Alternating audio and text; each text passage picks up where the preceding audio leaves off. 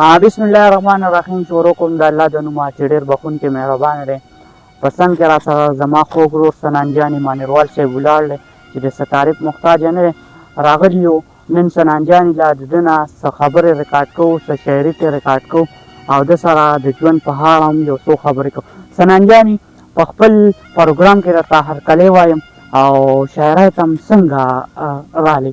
ډېره زیاته مننه حمزه باچا مانیروال، ستاسو کوم او ستاسو د پیج دغه ملګرو ته سلامونه او نیک هیلې احترامات. وعلیکم السلام. او بیا چې تاسو کومې ستړي کوئ دغه ګرځئ کومو ملګرو پسې په سوشل میډیا باندې، که شاعران دي، که د ادب خلک دی، که فنکاران دي، که د کام دپاره څو غږ پورته کوي، یا زموږ سیاست کې چې کوم دغه مشران دي د کامو، او یا مولیان دین والا چې کوم خلک دی، تاسو ورپسې ګرځئ، دغه ستړي کوئ نه. الله دې کړي چې دغه ډېر رنګ راوړي او ستاسو دغه محنت کامیاب شي. سنان جانې دا راته ووایه چې شاعرۍ ته په څومره وخت کې راغلې؟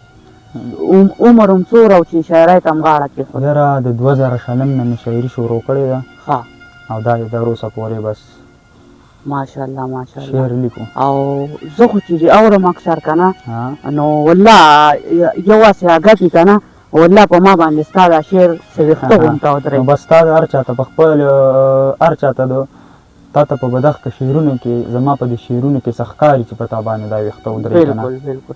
نو سنان جانې دا راته ووایه چې زمونږ د مینهوالو ته مونږ ته به څه ویل غواړې؟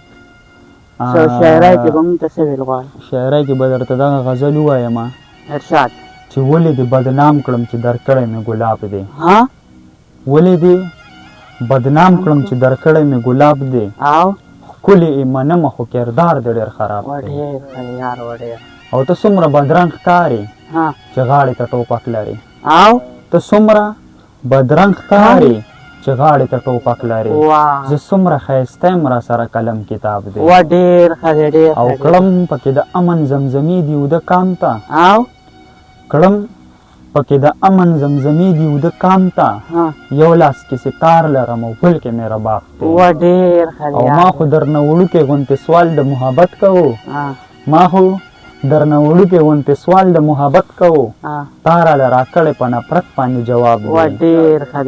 او خدای خبر چې کوم لورې ته تللی جانانه، خدای خبر چې کوم لورې ته تللی جانانه، راشه سنان جان در پسې اوس هم لا خراب باندې.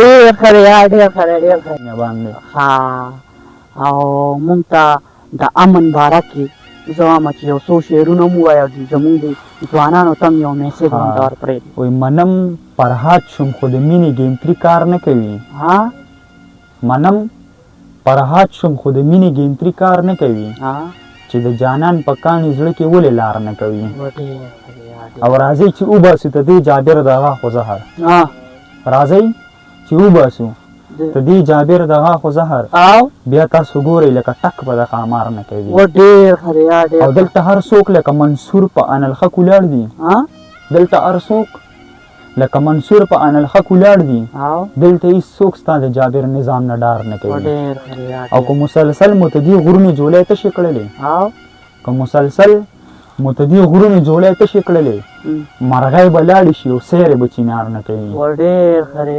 او سنان د وخت د اهمیت په قدر پوه شولو، سنان د وخت د اهمیت په قدر پوه شولو، هغه اوس هېڅ چاته په لار کې انتظار نه کوي. ماشاءالله ماشاءالله.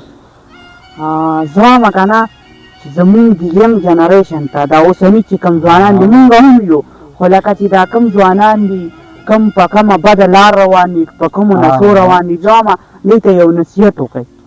دا دې چل دی که نه، نصیحت خبره دې وکړه. مشران زمونږ نه ښه پوهېږي. زمونږ که د دلته ټولنې ته وګورې نو که ته چاته د امن او د شعور خبره کې نه تا ته وایي ته نه پوهېږي. او چې کله تا ځان ته پوهه ووایي چې زه ډېر ښه پوهېږم نو تا ځان تباه کړو. خو چې کله تا ته معاشره ووایي چې ته ډېر پوه انسان یې، پوه شې چې په ما کې ځای شته. زه راته یو خبره کوم، داسې چل دی ګوره مونږ کې عقل شته، مونږ کې پوهه شته، خو مونږ کې شعور نشته. اشرفه پوهه داسې کار دی کله چې ماشوم پیدا شي د 1 کال شي 2 کال شي د خپل مور پلار پېژني که نه، چې دا مې پاپا دی او دا مې مور ده، دا مې مما ده او دغه کله چې انسان رالوی شي لږ او د عمر ایج ته راشي او اشرفه کله چې انسان رالوي شي لږ ایج ته راشي نو هغه کې عقل وي چې عقل پکې نه دی کې بیا شعور نشته او زمونږ په دې معاشره کې شعور نشته زمونږ پر پښتنو ځوانانو کې نشته بالکل نو وجه سي ته چې سټیم دس کې ډاس کې او کالټوس ته وخیږي ته دا دزو کې ته چې کوم کس اوري تا غټ ټارګټ تاغه تاګه بالکل تا کې عقل شته پوهه در سره شته خو تا کې شعور نشته شعور نشته به شرع موږ لږ سوچ پکار دی زموږ ځوانانو لږ سوچ پکار دی چې په سمه لاره باندې راشي بالکل نو پښتانه یو شي نو دا مزه کوي که ستا خیال یې ګوره زموږ په ډیرانونو باندې جګړې دي اشرفه ها زموږ په نه خبره باندې جنګ دي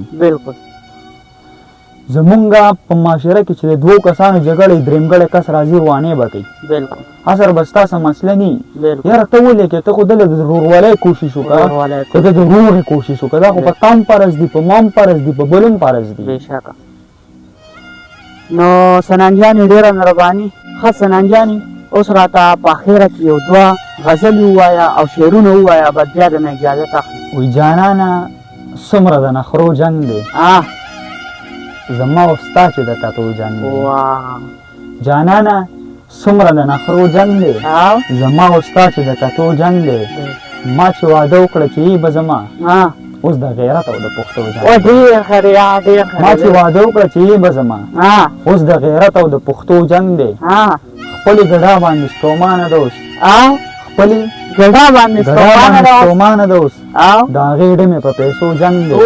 چې ننداره زما او ستا د جنګ کړه چې ننداره زما او ستا د جنګ کړه خپلو کې نن هم د هغو جنګ دی ورته په یو دوه کې حیران یم سنان ورته په یو دوه کې حیران یم سنان د ګډو وړو نظریو جنګ دی ښه وایي مرګې څه دی د بقا په لور صبر دی مرګې څه دی د بقا په لور سفر دی د دنیا ژوند په مثال د مسافر دی او د نامې نه قربان شم لوګې شم د نامې نه قربان شم لوګې شم محمد زمونږ د ټولو د زړه سر دی او د غرور الوت ته دومره بره مه کړه د غرور الوت ته دومره بره مه کړه خان خبرو څه کمزور دی وزر دی او ټکي ټکي یې لږ وګوره غیاره ټکي ټکي یې لږ وګوره غیاره باچا خان بابا د علم سمندر دی او شین چمن دی لاس په لاس دواړه روان یو شین چمن دی لاس په لاس دواړه روان یو وینم خوب سه عجیبه شانتې منظر دی او ستا سنان خو ستا پیراک داسې بدل کړو ستا سنان خو ستا پیراک داسې بدل کړو څنګه چې مخکې و هغې نه هم بدتر دی ډېره مننه نانجانې ستا ډېره مهرباني ډېر شکریه چې تا مونږ لرې لږ وخت کې دوره مینه راکړه سپورټ راکړه ټایم هم مونږ له وباسو په دې دوره مصروفیاتو کې نو ستا ډېره مننه ډېره شکریه مونږ د نه غواړو اجازت درځي الله په امان